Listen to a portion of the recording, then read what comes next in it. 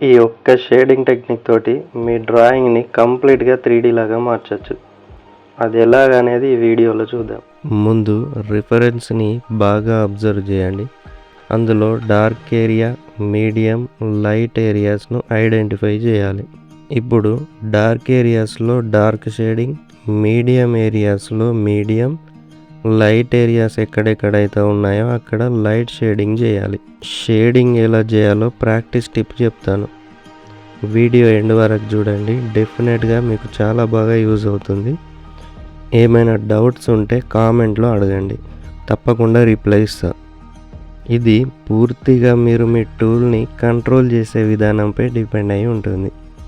అంటే light areas ఉన్న దగ్గర మీరు పేపర్ పైన పెన్ కానీ పెన్సిల్ కానీ లైట్గా టచ్ చేయాలి.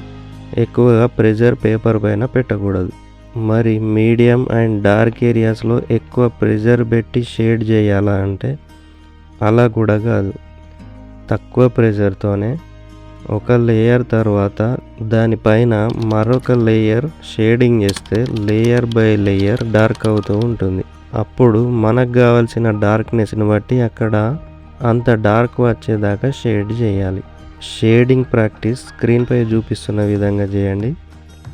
డార్క్ టు లైట్ చేయాలంటే మీ టూల్ని పేపర్పై ప్రెషర్ కొంచెం ఎక్కువ పెట్టి లైట్ షేడింగ్ వైపు వెళ్తున్న కొద్దీ పేపర్పై ప్రెషర్ తగ్గిస్తూ రావాలి.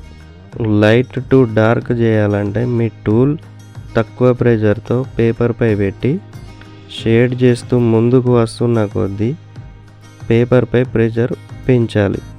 అప్పుడు లైట్ టు డార్క్గా వస్తుంది. ఈ విధంగా ఒక 1 వీక్ ఆర్ 10 days ప్రాక్టీస్ చేయండి. మీరు కూడా మీ డ్రాయింగ్లో 3D లుక్ తీసుకురావచ్చు.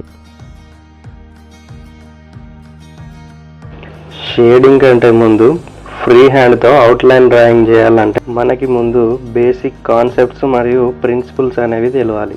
దానికోసం మన ఛానల్ని సబ్స్క్రైబ్ చేసుకోండి. ఈ వీడియో నచ్చితే లైక్ చేయండి. ఇంకా డ్రాయింగ్ ఇంట్రెస్ట్ ఉన్న మీ ఫ్రెండ్స్కి కానీ రిలేటివ్స్కి కానీ ఈ వీడియో షేర్ చేయండి. Keep practising. Thank you.